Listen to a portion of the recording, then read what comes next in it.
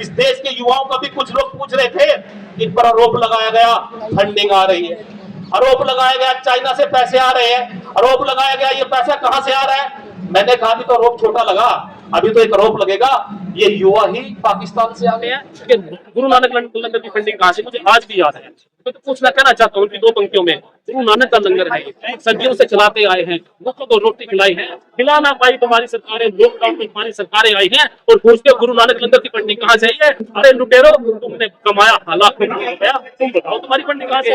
भारत माता की जय लगा के घुस गए थे। मैं तो कहना चाहता हूँ जो लोग मुंह छिपाकर आए थे और भारत माता की जय बोल रहे थे, ये वही लोग हैं जो अंग्रेजों के समय में आजादी की लड़ाई समय में जब भारत माता की जय बोलने का वक्त है अभी अंग्रेजों की जय बोला करते थे। इनका इतिहास उतार देखिए, देश का जिम्मेवार नागरिक, जिम्मेवार युवा, जिम्मेवार इंसान और जिम्मेवार व्यक्ति कभी देश के खिलाफ बात नहीं करेगा। आपने 2 करोड़ नौकरियों का वादा किया था, एक साल में 2 करोड़ नौकरी मिलेगी, अरे 12 साल में 24 करोड़ युवा नौकरी पर चले जाते, आज सड़कों पर नाते। लेकिन फिर भी आपसे नौकरी मांगने नहीं आया, केवल न्याय मांगने आया। उस धर्मेंद्र प्रधान का इस्तीफा दे दीजिए। और मुझे तो लगता है आपकी कैबिनेट में कितने लोग होंगे, कितने अच्छे लोग होंगे, उनको बिठा लीजिए, इनकी एक जिद है। और मैं तो ये भी कहता हूं मोदी जी इतनी कायरता भी ना दिखाइए। कई लोग कहते हैं जी मोदी जी से इस्तीफा क्यों कहते हो मांगने के लिए। मैं तो कहता हूं देश का प्रधानमंत्री तो मोदी जी हैं, सरकार मोदी जी चला रहे हैं, इसलिए इसकी परीक्षा मत ले। और कहते हैं कॉकरोच हैं, चले जाएंगे। मैं तो कहता हूं अभी तो कॉकरोच के रूप में आए हैं। कोई कहता है 500 है, 1000 है, 2000 है, अरे मैं तो कहता हूं कॉकरोच तो एक परिवार से निकल के आया। घर में इसका चाचा भी है, इसका भाई भी है, इसका ताऊ भी है, इसकी दादी भी है, इसका दादा भी है। इसका अगर वो कॉकरोच के परिवार में पुलिस में भी है, वकील भी है, डॉक्टर भी है, और ये जो पुलिस में है ये सारे कॉकरोच के परिवार के हैं। जिस दिन पूरा परिवार निकल के आ गया तो मोदी जी अभी तो नौबत है धर्मेंद्र प्रधान के इस्तीफे की, कहीं नौबत पूरी सरकार के इस्तीफे की देने की ना जाए। इसलिए एक मैसेज देना चाहता हूं, देश के युवाओं को डरने की जरूरत नहीं। युवाओं का भी कुछ लोग पूछ रहे थे, इन पर आरोप लगाया गया फंडिंग आ रही है, आरोप लगाया गया चाइना से पैसे आ रहे हैं, आरोप लगाया गया ये पैसा कहां से आ रहा है। मैंने कहा अभी तो आरोप छोटा लगा, अभी तो एक आरोप लगेगा ये युवा ही पाकिस्तान से आ गए, ये युवा ही चाइना से सप्लाई कर दिया गया, विपक्ष लेके आ गया रातों रात ट्रेन में बिठा के। इसलिए ये युवा हिंदुस्तान का नहीं है। इसलिए मेरे युवाओं को घबराने की जरूरत नहीं है। जब देश की आजादी अंग्रेजों के खिलाफ लड़ी जा रही थी, देश की आजादी पर फंदे पर लटकने वाले भगत सिंह को भी आतंकवादी कहा गया था। आपको डरने की जरूरत नहीं है। देश का किसान जब सड़कों पर बैठा था, मैं 13 महीने तक देश के किसान के संगठन में बैठकर मैंने देखा आपके ऊपर तो कुछ भी आरोप नहीं लगे। देश के किसान के ऊपर आतंकवादी बताया गया, नक्सलवादी बताया गया, खालिस्तानी बताया गया, और यहां तक कि गुरु नानक के लंगर पर भी फंडिंग की जांच करने के लिए ईडी बिठाई गई। इसलिए देश के युवाओं को डरने की जरूरत नहीं है। और मैं तो एक बात और कहना चाहता हूं कि यह देश का युवा है। आप कहते हो पेपर लीक हुआ छोटी बात है, अरे क्या पुलवामा में अटैक हुआ, उस बारूद का लीक होने की बात आई? आपने घोटाले किए, आपकी सरकार में इतने घोटाले हुए, लीक हुए। अरे आपने पहलगाम में आतंकवादी घुस गए, उसका घुसना लीक हुआ क्या? और तो कोई बातें लीक नहीं होती, लेकिन पर्चा लीक हो जाता है। इसलिए मोदी सरकार बड़ा दिल दिखाने का काम करे। अरे मैं तो कहता हूं कि इनका इतिहास उठा के देखिए, ये गरीब के बच्चे हैं, ये किसान के बच्चे हैं, ये मजदूरों के बच्चे हैं। इनके परिवार ने, पीढ़ियों ने अंग्रेजों को भगाया है अपने बलिदान देकर। और आप अपना इतिहास उठाकर देखिए, और कहूंगा कि इतिहास उठाओगे गद्दार तुम नजर आओगे, देश का युवा गद्दार नजर नहीं आएगा, आतंकवादी नहीं आएगा। तुम बात खत्म करूंगा, हो सकता है कल आना पड़े बीच में, तुम कल भी गद्दार थे, आज भी गद्दार है। तुम्हारी गद्दारी हमें याद है। 2014 के बाद आजादी पाने वाले अंग्रेजों की औलाद है। जानना चाह रहा हूँ और आज यहाँ जल सम्मेलन में पहले बार आए हैं, इससे पहले भी आए थे? देखिए मैं पहली बार आया हूँ, तो हमारी किसान संगठन की मीटिंग थी, उसके बाद वापसी जाकर मैं यहाँ देखने आया हूँ कि हमारे देश का युवा सड़कों पर बैठे हैं।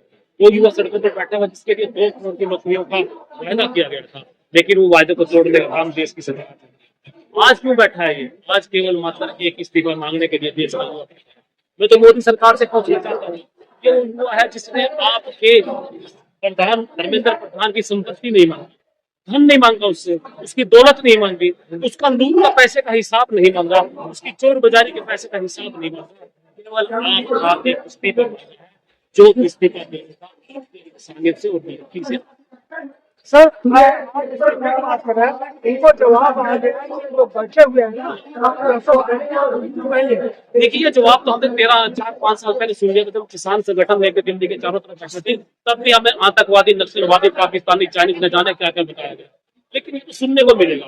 अभी तो ये कह रहे हैं नक्सलवादी है, फंडिंग आ रही है, हो सकता है ये बता दें कि पाकिस्तान से सप्लाई हुआ ये हुआ, ये भी बताया जा सकता है ये चाइना से आया हुआ है, ये भी बताया जा सकता है ये इजराइल या ईरान से आया हुआ है, इनका कोई भरोसा नहीं है। ये तो वो लोग हैं जिन्होंने राम जी के मंदिर का चंदा खाने का काम किया, ये तो वो लोग हैं जिन्होंने राम जी की भूमि में घोटाला करने का काम किया, इसलिए इनका भरोसा नहीं है, इस युवा को कुछ भी कह सकते हैं। सर आप ऐसे कर रहे हो, घोटाला क्या बैठाया हुआ है, आप पहले के घोटाला। अरे घोटाला में पूछना चाहता हूँ, भारतीय जनता पार्टी की सरकार कब बनी थी? 2014 में सेंटर में, इससे पहले भी बन के चली गई थी एक पार्टी, आई बनी कब थी? 1980 में। इनके पास क्या था? एक टूटा हुआ स्टूल भी नहीं था, कुर्सी भी नहीं थी, फर्नीचर भी नहीं था, लेकिन आज क्या बन गया इनके पास? रूप आप जाके 10 किलोमीटर जाइए, कम उठल्ले, जिसको लुटाले मैं बोलता हूँ, 5,000 करोड़ का बना हुआ है, कहाँ से पैसा है? वो पैसा लूट का पैसा है, जनता के लूट का पैसा है, और इनके कई हजार ऑफिस बढ़ चुके हैं हर जिला स्तर पर, वो पैसा कहाँ से है? ऐसे तो 5 स्टार होटल भी नहीं है, इसलिए इनके पास लूट का पैसा है। बोर्ड का 12,000 करोड़ का इनका एक नंबर का पैसा दिखाई दिया, पीएम केयर का लाखों करोड़ का इनका पास पैसा पड़ा हुआ है। तेरे के बाद और मुगलों के बाद अगर कहें लूट का रिकॉर्ड तोड़ने वाले कौन लोग हैं? ये वो लोग हैं जो सत्ता में बैठे हुए लोग। एक वकील है जी, अब दिलीप फ्लिपकार्ट और को परमिशन नहीं होता, साफ पा देगा, उसके बाद क्या कानून चल रहा है ये? तो क्या परमिशन लेके ये पेपर लीक हुआ था? परमिशन लेकर मोदी जी इजराइल में नाचते गए थे, चाइना से जमीन कब्जाई गई, का परमिशन लेकर कब्जाई गई थी, पुलवामा में अटैक हुआ था, क्या वो परमिशन से हुआ था? और हमारे पहलगाम में जो हिंदू मरे थे, क्या वो परमिशन से मरे थे? इस देश के अंदर लूट क्या परमिशन से हो रही है? इस देश के अंदर घोटाले हो रहे हैं, क्या परमिशन से हो रहे हैं? इस देश के सत्ता में बैठे हुए नेता देश जनता को लूट रहे हैं, क्या परमिशन से हो रहे हैं? अगर कोई परमिशन मांगने जाएगा, ये परमिशन कभी नहीं मिलती। कौन आप जगह को मांग रहे हो, क्यों मांग रहे हो? छोड़ दिया है। एक बात बताऊं, अभी लीक नहीं किया है, हम तो जांच की मांग करेंगे, हो सकता है पर्चा बेच दिया हो, अभी तो लीक तक बात है कि पर्चा लीक हुए हो सकता है इस माफिया ने पर्चा बेच दिया हो और कमीशन धर्मेंद्र प्रधान को मिला हो, ये जांच का विषय है, इसमें तो हम जांच की मांग भी करते हैं, और इसमें तो कई करोड़ रुपए में पर्चा बिकता है, इसलिए ये एक गैंग। तो फायदा क्या होगा? वो सरकार को फायदा क्यों नहीं होगा? एक पर्चा बिकता है, अरे एक पर्चे को बिकने के लिए करोड़ों रुपए लाखों रुपए बिकते हैं पर्चा रातों रात, तो फायदा किसको होगा? जो लीक करेगा। लीक करने की जिम्मेवारी किसकी है? धर्मेंद्र प्रधान की, जो शिक्षा मंत्री बन के बैठा हुआ है, इसलिए फायदा उनको है जिस पर्चे को लीक कराते हैं, और लीक करने वाले लोग कौन होते हैं? इन्हीं को लोग होते हैं। आप पर्चा लीक करके दिखा देंगे क्या? ये बैठे पुलिस वाले पर्चे को लीक करके दिखा देंगे क्या? ये मैं पर्चा लीक करके दिखा दूंगा क्या? ये इसका जज, वकील, डॉक्टर, इंजीनियर का पर्चा लीक करके दिखा देगा? पर्चा लीक तो यही लोग करते हैं अपने लोगों को पिठाने के लिए। जो को थप्पड़ मारा वो कर रहे हैं यहाँ पर आजादी, मनबात से आजादी, ड्रामाबाद से आजादी, ये नारा तो लगना चाहिए, गलत है ये नारा। देखिए ये नारे गलत हैं, देश के खिलाफ तो बोलने का काम करेगा चाहे कोई भी हो, उसके देश की जनता माफ नहीं करेगी, देश का कानून माफ नहीं करेगा, लेकिन जो लोग कहते हैं यहाँ ऐसे नारे लगे, ऐसे नारे यहाँ नहीं लगते, हम उसके सरस के खिलाफ है। हमारे भारत माता की जय लगा के घुस गए थे, मैं तो कहना चाहता हूँ जो लोग मुंह छिपाकर आए थे और भारत माता की जय बोल रहे थे, ये वही लोग हैं जो अंग्रेजों के समय में आजादी की लड़ाई समय में जब भारत माता की जय बोलने का वक्त है, अभी अंग्रेजों की जय बोला करते थे। इनका इतिहास उतार देखिए, देश का जिम्मेवार नागरिक, जिम्मेवार युवा, जिम्मेवार इंसान और जिम्मेवार व्यक्ति कभी देश के खिलाफ बात नहीं करेगा। आतंकवादी बोला गया, इनको नक्सलवादी बोला गया, देश की आजादी के लिए मर मिटने वाले भगत सिंह को क्या बोला गया था? आज इनको फंड कहाँ से आना है? फंड तो वहीं से आ रहा है जहाँ से मोदी जी को आ रहा है, जहाँ से मोदी सरकार को आ रहा है। इनके पास फंडिंग कहाँ से है? इन्होंने तो गुरु नानक के लंगर पर भी फंडिंग जांच करने के लिए ईडी बिठाने का काम किया था। इन्होंने गुरु नानक के लंगर की फंडिंग भी बता दी थी कि चाइना से आ रही थी। ये तो वो लोग हैं, इतनी घटिया सोच है, मानसिकता इतनी घटिया है, इसलिए ये लोग कहते हैं कि गुरु नानक लंगर की फंडिंग कहाँ से। मुझे आज भी याद है, तो पूछना कहना चाहता हूँ उनकी 2 पंक्तियों में, गुरु नानक का लंगर है, सदियों से चलाते आए हैं, भूखों को रोटी खिलाई है, खिला ना पाई तुम्हारी सरकारें, लॉकडाउन में तुम्हारी सरकारें आई हैं, और पूछते हो गुरु नानक लंगर की फंडिंग कहाँ से है? अरे लुटेरो, तुमने कमाया लाखों रुपया, तुम बताओ तुम्हारी फंडिंग कहाँ से? कोई सवाल नहीं है। इन बच्चों को, ये देश का भविष्य है, देश का भविष्य। अभी तो नौबत केवल मात्र इस्तीफा मांगने की आ रही है। मैं तो एक चेतावनी देना चाहूंगा, कहीं नौबत मोदी जी ने इस्तीफा छीनने की बात ना जाए, इसलिए मोदी सरकार को आगाह करता हूँ, चेतावनी देता हूँ प्रधान धर्मेंद्र प्रधान सदा के लिए बढ़ के नहीं आया, कुर्सी में चिपक के नहीं बैठा, फेविकोल लगा हुआ कुर्सी पे बिल्कुल बैठा हुआ है। इसको उठाने का हटाने का काम करें और देश के युवाओं को जो उनकी मांग है उसको पूरा करने का काम करें। नहीं तो यदि कॉकरोच है और आप कहते हैं कॉकरोच को उम्र कम है, इसको परिवार से मैं एक बात पूछना चाहता हूँ, देश के अंदर कितने लाख पत्रकार है, पत्रकारों की भीड़ कितनी है? सो अगर मैं कहूँ 1 लाख पत्रकार है, 1 लाख पत्रकार तो नहीं आया। अरे देश का जिसके ऊपर युवा को बोला गया तो इसके घर में इसका चाचा को ताऊ भी को दादा भी को, इसका बहुत बड़ा परिवार है। अगर वो आ गया तो यहाँ जगह नहीं रहेगी दिल्ली में बैठने के लिए, इसलिए वो अकेला आया हुआ है आज की तारीख में और अपनी बात को मनवाने के लिए आया है। यदि इसकी बात को नहीं माना गया, इसका बहुत बड़ा परिवार है, सारा परिवार आ जाएगा। परिणाम तो ये है कि इस बात को जल्दी से मान ले दिल्ली सरकार, जो हरियाणा सेक्टर में बैठी सरकार, प्रधान जी का इस्तीफा ले ले। और मैं तो ये कहना चाहूंगा, डर गया न जाने कहाँ छिप गया, न जाने कहाँ छिप गया, एक युवाओं की सोच से डर गया, कॉकरोच से डर गया।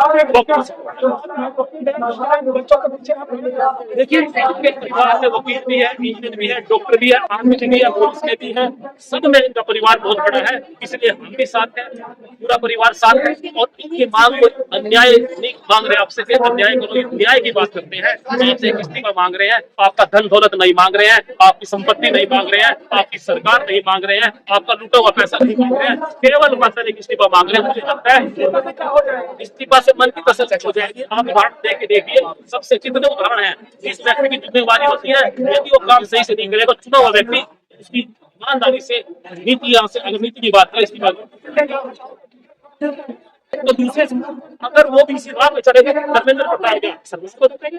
मेरे सरकारों ने गलत काम किया तो हमने शिक्षा मंत्री का पूरी सरकार को बदलने का काम किया है। इसी तरह से अगर धर्मेंद्र प्रधान आएगा तो पूरी सरकार को उखाड़ के फेंक देंगे। हमें क्या बने पड़ता है? देश की जनता पावर, देश की जनता तो है तो सरकारें बदलने का काम करती है, तो देश की जनता को तो वो पावर है, बड़े बड़े तानाशाहों को हटाने का काम करती है।